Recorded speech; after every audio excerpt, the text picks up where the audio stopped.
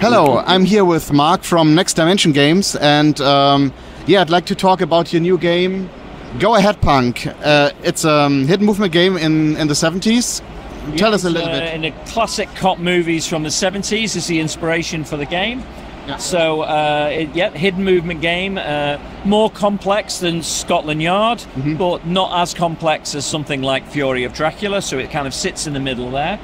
And the object of the game, if you're the hidden movement player, you have to complete 3 hits somewhere in the city and then escape from one of the 4 port locations, and that's how you win the game.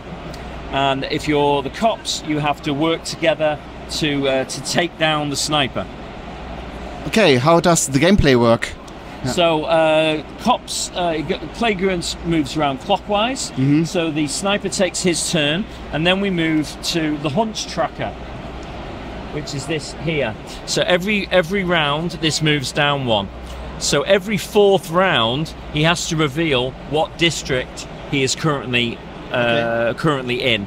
So you never have that. Some hidden movement games can be a bit boring because it's, you know, where is he? We've not found him for a long time. Okay. So hopefully we get round that with the reveal that happens every 4 turns. He has to reveal which area of the city he's in. And then the cops take their turn. So the cops are drawing cards. You can pick up different weapons. You can pick up vehicles. So you can pick up a vehicle, and then that increases your movement. The sniper is also picking up weapons and things. So in order to complete a hit, the sniper needs to find the janitor keys to that building so he can access the building. So he starts off with 1 key. So he might start off with this key here, the janitor. So the Palace of Fine Arts is now available because he has the janitor key.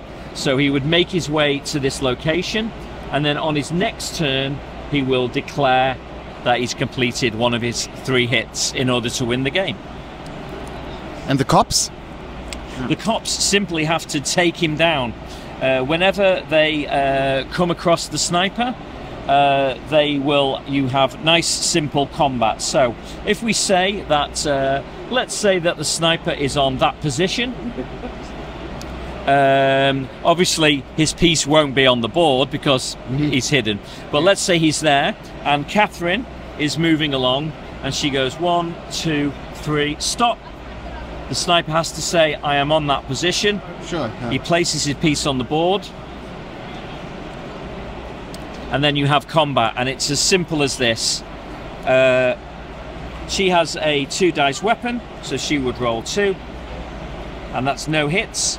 He would roll for whatever weapons he has, and then she would take damage, and then he rolls 1 dice to try and escape, and he's failed. So what happens is you then park that combat, you stop, and you move on to the next player's turn.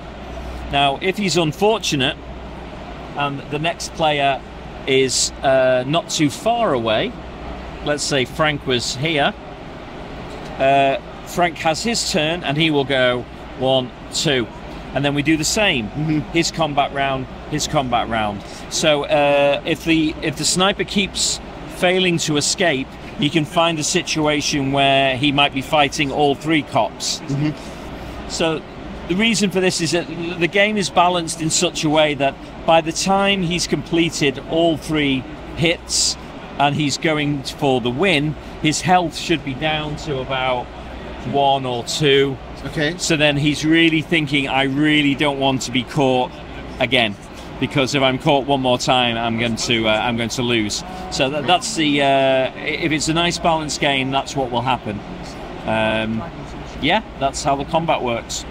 Okay, can you tell us a little bit about the development of the game? How did you came up with the initial idea? This is my first game. Okay. This is my first game.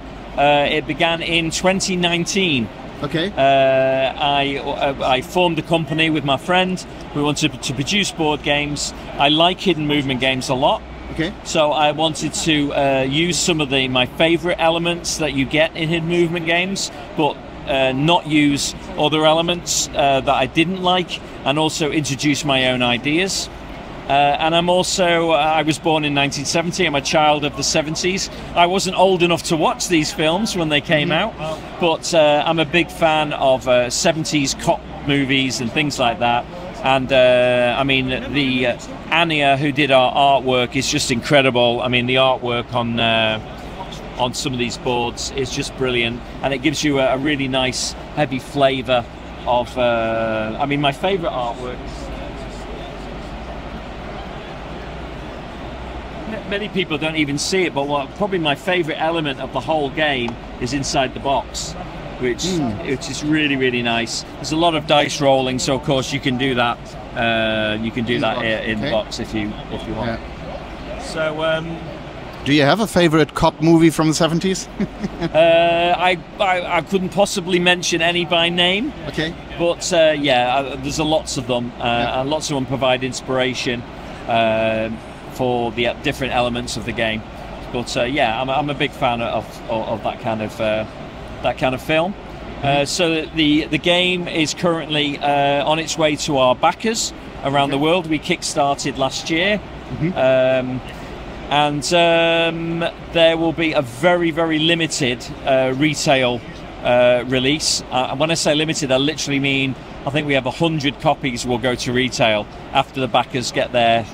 But if people go to the nextdimensiongames.com website, then they will be able to sign up, and then when we get enough support, we're going to do another print run. Okay. And hopefully some of your viewers in Germany maybe. We do have a few German backers of the game, which we're thank you guys. And really we should be providing a German version for you.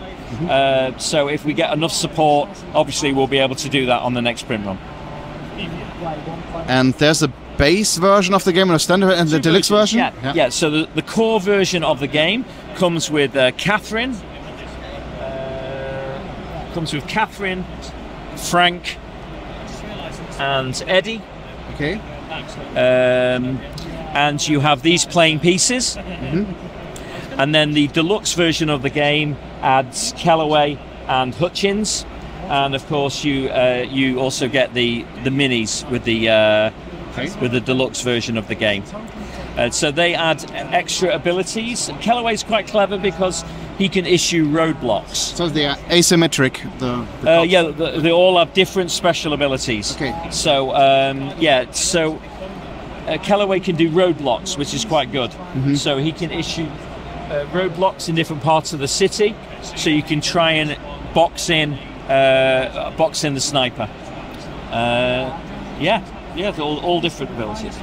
How language independent is the game? Do you have to know a lot of English or? Well, I mean, yeah, the rule book is in English. The rule book is in English. I mean, these are just names. Yeah. Once you know the ability, which each character does, and you know the rules, then it's simple to play. But yeah, I mean, we'd love to do. So the cards. The cards. Okay. A little bit. Yeah, they do have some are quite short, but some do have a little bit more text.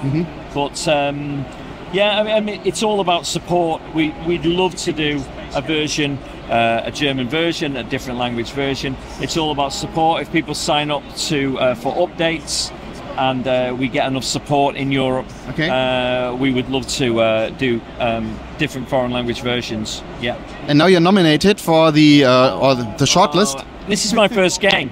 It's my first game, and to be shortlisted as best board game American style is just. I mean, the game that won was Redwood.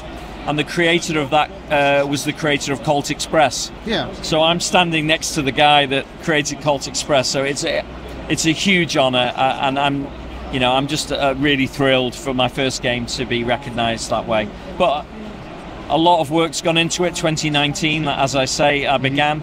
So a lot of work's gone into it, and hopefully it's a great, fun, well-balanced game. There's 4 difficulty levels as well.